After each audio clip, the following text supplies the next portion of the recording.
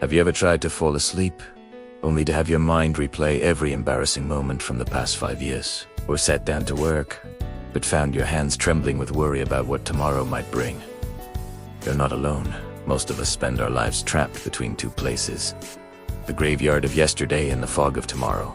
We forget that life only happens in one place, right here, right now. Today, I'm going to share a story about a young man named Marco who discovered an ancient secret in a quiet mountain village.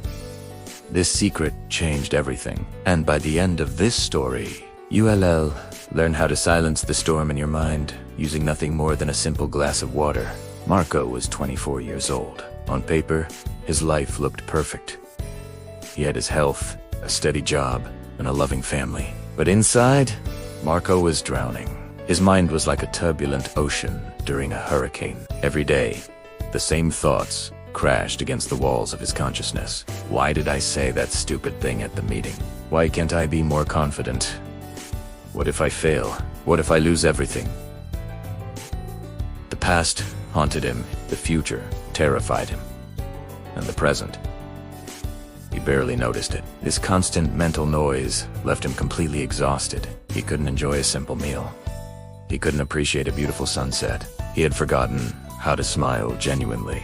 One afternoon, while scrolling through his phone in a fog of anxiety, Marco came across an article about a man named Master Julian. People called him the man with the mirror for the soul.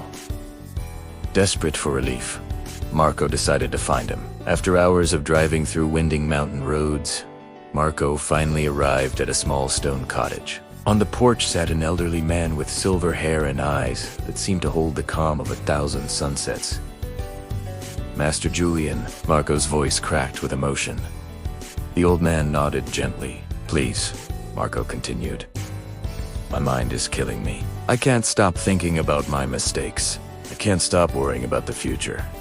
I feel like I'm losing my mind. Can you help me find peace? Master Julian studied him for a long moment, then reached for a glass on the table beside him. He filled it with water all the way to the brim so full that the surface tension created a perfect dome. I will teach you, Julian said quietly. But first, you must complete a task. Take this glass and walk through the village market to the old clock tower. Then return here. But there's one rule. You cannot spill a single drop. Marco stared at the glass. It seemed almost impossible, but he had come too far to turn back now. Marco lifted the glass with both hands and began his journey. The village market was pure sensory overload. Vendors shouted competing prices. Children darted between stalls, laughing and chasing each other. Under normal circumstances, this chaos would have sent Marco's anxiety into overdrive. But today was different. Today, Marco had only one mission. Protect the water. Every step became deliberate.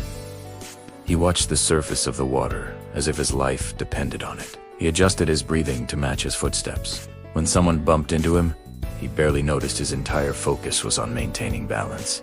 His entire universe had collapsed into one singular point. The glass in his hands. When he finally returned, he carefully handed the glass to Master Julian. Not a drop had been spilled. Well done, Julian said with a warm smile. Now tell me, did you worry about what strangers might think of you? Did you replay past mistakes? Did you fear tomorrow? Marco's eyes widened with realization. No, I didn't. I was completely focused on the water. I was only present. Master Julian nodded slowly. That, my young friend, is the secret. When you give your complete attention to this very moment, there is no space left for the ghosts of yesterday or the demons of tomorrow. Peace isn't something you find. Peace is the quality of attention you bring to each moment.